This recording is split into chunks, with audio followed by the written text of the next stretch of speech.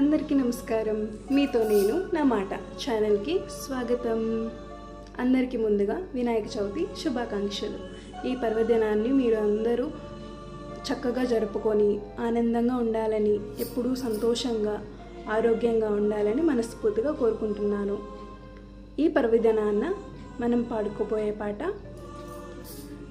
गणनायकाय गणदैवताय गणाध्यक्षाय धीमहि गुणशरीराय गुणमण्डिताय गुणेशानाय धीमहि गुणातीताय गुणाधीशाय गुणप्रविष्टाय धीमहि एकदन्ताय वक्रतुण्डाय गौरीतनयाय धीमहि गजेशानाय भालचन्द्राय श्रीगणेशाय धीमहि